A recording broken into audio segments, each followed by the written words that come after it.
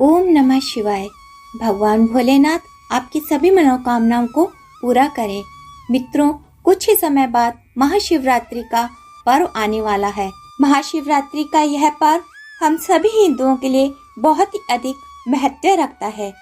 किसी भी मास के कृष्ण पक्ष की चतुर्दशी को शिवरात्रि मनाई जाती है, किंतु माघ यानी कि फाल्गुन कृष्ण पक्ष की चतुर्दशी सबसे अधिक महत्वपूर्ण मानी जाती है और इसे ही महाशिवरात्रि कहा जाता है।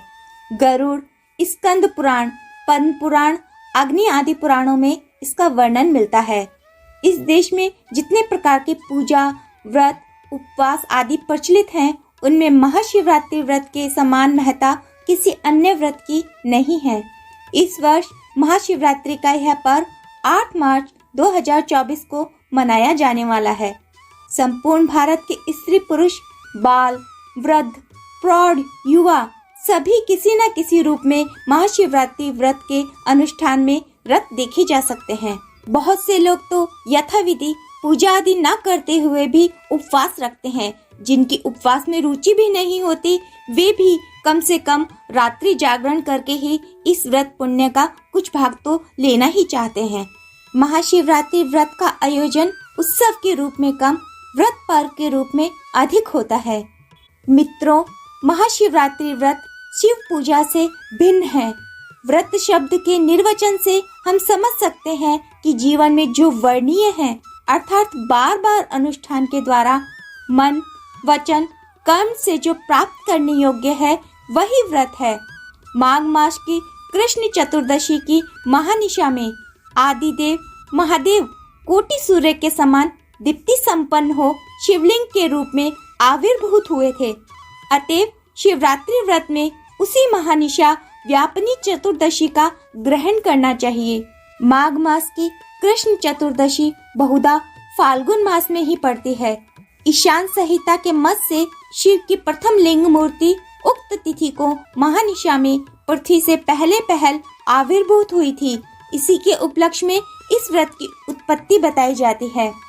महाशिवरात्रि का व्रत किसी के लिए भी निषिद्ध नहीं होता है। कोई भी व्यक्ति महाशिवरात्रि का व्रत कर सकता है। इस रूप में यह व्रत सभी मनुष्यों के मध्य समता का बोध कराता है। भोग और मोक्ष दोनों को प्राप्त करने के उद्देश्य से सभी व्यक्तियों द्वारा महाशिवरात्रि का व्रत किया जाता है। शास्त्रों में भी कहा गया है, आचांडाल मनुष्याणाम भुक्ति मुक्ति प्रदायकम। शिव रहस्य ग्रंथ में महाशिवरात्रि व्रत की महत्ता का वर्णन करते हुए कहा गया है, शिवरात्रि व्रतम नाम सर्व पाप प्रणाशनम। अर्थात शिवरात्रि का व्रत करने से मनुष्य के सभी पाप नष्ट हो जाते हैं। महाशिवरात्रि व्रत की महिमा का वर्णन करते हुए कहा गया है कि जो मनुष्य यह व्रत करता है, उसे भगवान शिव आनंद एवं मोक्ष प्रदान करते हैं। वह व्यक्ति स्वयं शिव हो जाता है। शिव पुराण में वर्णित है कि दान, तप, यज्ञ, तीर्थ, यात्राएं और अन्य व्रत इसके कोटि अंश के बराबर भी नहीं होते हैं। साधारणतः निराहार रहने को ही उपवास कहते हैं। जो कुछ आहरण किया जाता है, संचय किया जाता है, वही आहार है। यहाँ हम आपको महाशिवरात्रि व्रत में उपवास की प्रधानता क्यों है, इसके बारे में बता रहे हैं। आह्यते मनसा बुद्धया इंद्रियेवा इति आहाराः। अर्थात मन, बुद्धि अथवा इंद्रियों के द्वारा जो बाहर से भीतर संग्रहित होता है, उसी का नाम आहार है। स्थूल और सूक्ष्म भेद से यह आहार साधारणतः 2 प्रकार का होता है। मन आदि के द्वारा संग्रहित सूक्ष्म आहार है और 5 ज्ञानेंद्रियों द्वारा ग्रहित शब्द, स्पर्श, रूप आदि स्थूल आहार है। इसके अतिरिक्त हम जिसे आहार कहते हैं, वह चावल, दाल, व्यंजन आदि सर्वदा स्थूलतर आहार है। यहाँ उपवास शब्द का धातु मूलक अर्थ किसी के समीप रहना है, सो यहाँ उसका अर्थ शिव के समीप होना है। इसका तात्पर्य यह है कि उपवास यदि हृदय से अनुष्ठित हो तो व्रत के बाह्य अनुष्ठानों में कमी होने पर भी कोई हानि नहीं होती है। इसी कारण शिवरात्रि व्रत में उपवास ही प्रधान अंग है। व्रत कथा में कहा गया है कि एक बार कैलाश शिखर पर स्थित पार्वती जी ने शंकर भगवान से पूछा, हे भगवान, धर्म, अर्थ, काम और मोक्ष इस चतुर्वेद के आप ही हेतु हैं। साधना से संतुष्ट हो मनुष्य को आप ही इसे प्रदान करते हैं। अतएव यह जानने की इच्छा होती है कि किस कर्म, किस व्रत या किस प्रकार की तपस्या से आप प्रसन्न होंगे। इसके उत्तर में भगवान शंकर कहते हैं, फाल्गुन के कृष्ण पक्ष की चतुर्दशी तिथि को आश्रय कर जिस अंधकारमय रजनी का उदय होता है उसी को शिवरात्रि कहते हैं। उस दिन जो उपवास करता है वह निश्चय ही मुझे संतुष्ट करता है। उस दिन उपवास करने से मैं जैसा प्रसन्न होता हूँ वैसा स्नान, वस्त्र, धूप और पुष्प के अर्पण से भी नहीं होता। चलिए मित्रों, अब मैं आपको महाशिवरात्रि व्रत की विधि बता देती हूँ।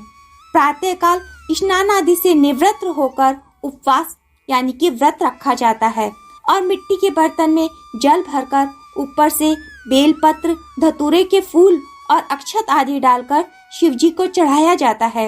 यदि आसपास शिव मूर्ति ना हो तो शुद्ध गीली मिट्टी से भी शिवलिंग बनाकर उसका पूजन करने का विधान है। रात को जागरण करके शिव पुराण का पाठ सुनाना प्रत्येक व्रती का धर्म माना जाता है। दूसरे दिन प्रातःकाल जौ, तिल, खोर तथा बेलपत्र का हवन करके व्रत समाप्त किया जाता है। महाशिवरात्रि व्रत के दौरान रात्रि जागरण का विशेष महत्व है। रात्रि के 4 प्रहरों में 4 बार पृथक पृथक पूजा का विधान भी प्राप्त होता है। प्रथम पहर में दूध द्वारा शिव की ईशान मूर्ति को, द्वितीय पहर में दही द्वारा अघोर मूर्ति को, तृतीय में घृत द्वारा वामदेव मूर्ति को एवं चतुर्थ में मधु द्वारा सदोजात मूर्ति को स्नान कराकर उनका पूजन करना चाहिए। चारों प्रहर के अर्ध्य में समय मंत्र अलग अलग होते हैं। दूसरे, तीसरे और चौथे प्रहर में व्रती को पूजा, अर्ध्य, जप एवं कथा श्रवण करना चाहिए तथा स्तोत्र पाठ करना चाहिए। प्रभात में विसर्जन के बाद व्रत कथा सुनकर अमावस्या को यह कहते हुए पारण करना चाहिए, संसार कलेश ददस्य व्रतेन नान शंकर, प्रसीद सुमुखो नाथ, ज्ञान दृष्टि प्रदो भवा। अर्थात, हे शंकर, मैं नित्य संसार की यातना से दग्ध हो रहा हूँ। इस व्रत के माध्यम से आप मुझ पर प्रसन्न हो। हे प्रभु, संतुष्ट होकर आप मुझे ज्ञान दृष्टि प्रदान करें। महाशिवरात्रि व्रत रात्रि में ही अति फलदायी क्यों होता है? चलिए अब मैं आपको इसका कारण बताती हूँ। शास्त्रों में दिवस और रात्रि को नित्य सृष्टि और नित्य प्रलय कहा गया है। एक से अनेक और कारण से कार्य की ओर जाना ही सृष्टि है और ठीक इसके विपरीत अर्थात अनेक से एक की ओर और कार्य से कारण की ओर जाना ही प्रलय है। दिन में हमारा मन, प्राण और इंद्रियां हमारे आत्मा के समीप से भीतर से बाहर के विषयों की ओर दौड़ती है और विषयानंद में ही मग्न रहती है। पुनः रात्रि में विषयों को छोड़कर आत्मा की ओर, अनेकों को छोड़कर एक की ओर यानी कि शिव की ओर प्रवृत्त होती है। इसलिए रात्रि में ही महाशिवरात्रि व्रत के लिए काल अनुकूल समय है। ऐसी मान्यता है कि कृष्ण पक्ष के चतुर्दशी की रात्रि को शिव अपने गणों के साथ रात्रि में भ्रमण करते हैं। इसलिए इस रात्रि में शिव की उपासना विशेष फलदायी होती है। तो दोस्तों, इसलिए आज मैं आप लोगों के लिए महाशिवरात्रि की व्रत कथा लेकर आई हूँ। लेकिन उससे पहले अगर आप वीडियो को लाइक कर चैनल को सब्सक्राइब कर लेंगे तो हमें अच्छा लगेगा। तो चलिए कथा की शुरुआत करते हैं। एक बार कैलाश पर स्थित पार्वती जी ने शिव जी से पूछा, भगवान, इस प्रकार कौन सा व्रत है जिसके करने से मनुष्य को आपका सानिध्य प्राप्त हो जाता है? यह सुनकर महादेव जी ने कहा, फाल्गुन कृष्ण चतुर्दशी का व्रत रखकर प्रदोष काल में मेरा पूजन करके रात्रि को जो मनुष्य जागरण करता है, इससे अनायास ही उसे मेरा सानिध्य प्राप्त हो जाता है। हे पार्वती, इस संबंध का एक इतिहास कहता हूँ, सो तुम सावधान होकर सुनो। प्रत्यंत देश में एक बहेलिया रहता था जो प्रतिदिन जीवों को मारकर अपने परिवार का पालन पोषण किया करता था। उसने एक साहूकार से कर्ज ले लिया।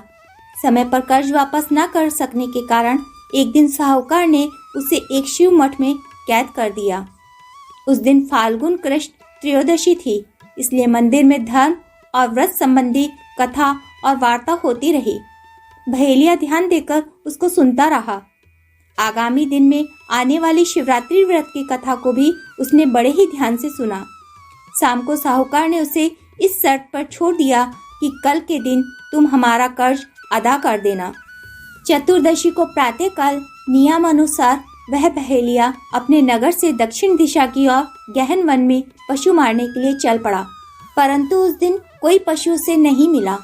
तब उसने दिन भर की भूख प्यास से व्याकुल होकर विचार किया कि आज किसी जलाशय पर रात को बैठना चाहिए। अतः एक जलाशय देखकर उसी के किनारे उसने अपने छिपने के लिए एक जगह बनाने का निश्चय किया। जलाशय के समीप ही एक बेल का पेड़ था और उसी के नीचे एक शिवलिंग स्थापित था। बहेलिया पेड़ पर चढ़कर बैठ गया और अपनी सुविधा योग्य स्थान बनाने के लिए बेल के पत्ते तोड़ तोड़कर नीचे डालने लगा। नीचे गिरे हुए बेल पत्रों से शिवलिंग ढक गया। बहेलिया दिन भर भूखा रहने के कारण एक प्रकार से शिवरात्रि का व्रत कर चुका था। उस पर उसके द्वारा शिवजी पर बेलपत्र भी चढ़ा दिए गए थे। इन दोनों कारणों से उसका अंतःकरण बहुत ही अधिक शुद्ध हो गया। बहेलिये के पेड़ पर बैठे बैठे जब एक पहर रात बीत गई, तब एक गर्भवती हिरनी उसको सामने से आती हुई दिखाई पड़ी। किंतु जो ही उसने लक्ष्य करके धनुष पर बाण चढ़ाया, त्यों ही हिरनी ने कहा, आप यह क्या अनर्थ करते हो? यह सुनकर बहेलिया बोला, यह मेरे लिए कोई नई बात नहीं है। मैं तो सदैव इसी भांति अपने परिवार का पालन पोषण किया करता हूँ। इस पर हिरनी बोली, आपके लिए तो नई बात नहीं है, परंतु मेरे लिए अवश्य नहीं है, क्योंकि मैं गर्भिणी हूँ। मेरा प्रसूत काल भी समीप ही है। यदि आप मुझे इस समय छोड़ देंगे तो मैं प्रसूत बालक को उसके पिता को देकर तुरंत ही इस स्थान पर वापस आ जाऊंगी। यदि मैं तुरंत आपके पास ना आऊं तो वचन को तोड़ने का जो पाप होना चाहिए वही मुझे भी लगे। बहेलिया का अंतःकरण व्रत के कारण शुद्ध हो चुका था, अतः उसके ऊपर हिरनी के धार्मिक वचनों का ऐसा प्रभाव पड़ा कि उसने धनुष पर से बाण उतार लिया और हिरनी के वापस आने की प्रतिज्ञा करने पर उसे छोड़ दिया। उस हिरनी के चले जाने पर बहेलिया शिव शिव करता हुआ किसी अन्य जानवर के आने की प्रतीक्षा करने लगा। आधी रात हो जाने पर एक दूसरी हिरनी सामने से आती हुई दिखाई दी। बहेलिये ने फिर से धनुष पर बाण चढ़ाया तो वह हिरनी भी पहली हिरनी की तरह ही गिड़गिड़ाकर विनीत भाव से बोली, आप मुझको मारते तो हैं, परंतु मैं निवृत्त ऋतु वाली हूँ। यदि पति का संयोग होने से पूर्व ही मैं मारी जाऊंगी तो यह अभिलाषा मेरे चित्त में लगी रह जाएगी, जिससे मेरा तो अनिष्ट होगा ही, परंतु यह बात आपके लिए भी शुभ नहीं है। यदि इस समय आप मुझको छोड़ देंगे तो मैं कल आपके पास अवश्य आ जाऊंगी, और जो न आऊं तो ब्रह्म हत्या के दोषी और शराबी को जो पाप लगता है वह मुझको भी लगे। बहेलिये के हृदय में कुछ ऐसी करुणा और धर्मवृत्ति जागृत हुई कि उसने उस हिरनी को भी छोड़ दिया। दूसरी हिरनी के चले जाने पर रात्रि के तीसरे पहर में बहेलिये ने कुछ और बेलपत्र तोड़कर नीचे डाले, जो शिवजी के शीश पर चढ़ गए। बहेलिया शिव शिव कहता हुआ किसी अन्य जंतु के आने की प्रतीक्षा करने लगा। तीसरा पहर व्यतीत होते होते एक तीसरी हिरनी 3-4 छोटे छोटे बच्चों को लेकर उसी जलाशय की ओर आ पहुंची। बहेलिये ने धनुष पर बाण चढ़ाकर उसको मारने की इच्छा की। तभी हिरनी ने बहेलिये से कहा, भगवान, आपने मुझसे पहले आने वाले जीवों को तो मारा नहीं, अब मुझको मारकर आप क्यों महापाप के भागी बनना चाहते हैं? मेरे मरने से ये बच्चे अनाथ हो जाएंगे। मालूम होता है आपने धर्मशास्त्र का अध्ययन नहीं किया है, क्योंकि धर्मशास्त्र में बच्चों वाली स्त्री को सती होने तक की आज्ञा नहीं है। यदि आप मुझे इस समय छोड़ देंगे तो इन बच्चों को इनके पिता के पास पहुंचाकर और उससे आज्ञा लेकर सवेरे ही मैं आपके पास आ जाऊंगी, जिससे आपको महापाप का प्रायश्चित भी नहीं करना पड़ेगा और मेरा धर्म भी पूरा हो जाएगा। यदि आपको मेरे आने में संदेह हो तो मैं शपथ पूर्वक कहती हूँ कि मैं अकेली या इन बच्चों को लिए हुए किसी तरह भी सवेरे अवश्य आपके पास आ जाऊंगी। शिव व्रत के कारण उस बहेलिये ने उस हिरनी की बात पर भी विश्वास कर लिया और उसे जाने दिया। प्रातःकाल से कुछ ही पूर्व एक बड़ा और बलिष्ठ मृग उसी जलाशय पर आ पहुंचा। उसको देखते ही बहेलिया ने अति प्रसन्न होकर धनुष पर बाण चढ़ाया। यह देखकर हिरण बोला, बहेलिया, यदि मेरे पहले आने वाली तीनों हिरनियों को आपने मार डाला है तो मेरे सब मनोरथों पर पानी फिर गया है और मेरा जीवन निरर्थक हो गया है। अतः कृपा कर आप मुझे भी शीघ्र ही मार डालिए, जिससे उन मृत हिरनियों का दुख मुझको न हो। बहेलिये ने हिरण की प्रेम भरी बात सुनकर रात की हिरनियों वाली सब घटना कह सुनाई, जिसे सुनकर हिरण ने कहा, आप व्याध हैं, मैं हिरण, अतः मेरा आपका संबंध अवश्य है, परंतु मैं तीनों हिरनियों का पति हूँ और वे मेरी ही खोज में फिर रही होंगी। यदि आप मुझको मार डालेंगे तो वे जिस उद्देश्य से आपसे प्रतिज्ञा करके गई हैं वह सब विफल हो जाएगा और आपने जिस उद्देश्य से उनको छोड़ा है वह भी पूर्ण न होगा। अतः जिस धार्मिक भाव से आपने उनकी शपथ को सत्य मानकर उनको छोड़ दिया है, उसी भाव से थोड़ी देर के लिए मुझको भी आज्ञा दीजिए, तो मैं उन सबसे मिलकर और उन सबको साथ लेकर इसी स्थान पर वापस चला आऊंगा।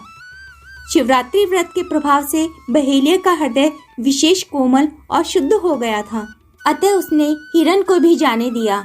हिरण के चले जाने पर सवेरा होते ही वह बेल के वृक्ष से नीचे उतरा। उतरने के क्रम में कुछ और भी बेलपत्र शिवजी पर स्वतः ही अपने आप चढ़ गए, जिससे प्रसन्न होकर शिवजी ने उसके हृदय को ऐसा निर्मल और पवित्र कर दिया कि वह अपने पहले किए गए हिंसात्मक कर्मों से घृणा करके अत्यंत पश्चाताप पूर्वक बोला, यदि अब वे हिरण व हिरनी आ भी जाएं, तो भी मैं उनको नहीं मारूंगा।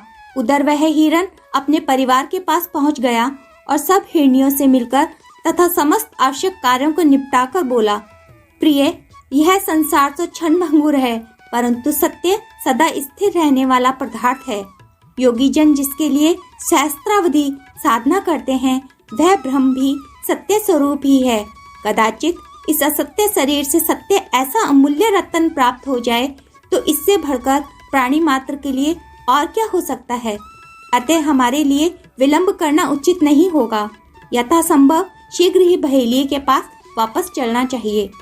अपने वचन के पालन के लिए जब हिरण और हिरनिया परिवार से विदा होकर बहेलिये के पास पहुँचे तो बहेलियों को पशुओं के सत्यव्रत पालन का व्यवहार देखकर अपने जीवन के घृणित व्यवहार का एहसास हुआ। शिवरात्रि व्रत के कारण धार्मिक वृत्तियों के जागृत होने से वह अति कातर होकर रोने लगा। इस प्रकार पारस्परिक धार्मिक वृत्तियों की उन्नति देखकर शिवजी ने उन सबों को अपने लोक में वापस बुला लिया। बसंत ऋतु में पड़ने वाला महाशिवरात्रि व्रत यद्यपि उल्लास और मदनोत्सव का ही प्रतीक है, किंतु यह व्रत उपासना और साधना के अधिक निकट है, जिसके द्वारा शाश्वत आनंद की प्राप्ति होती है। तो दोस्तों, अगर वीडियो पसंद आया हो तो वीडियो को लाइक और शेयर अवश्य ही कीजिएगा।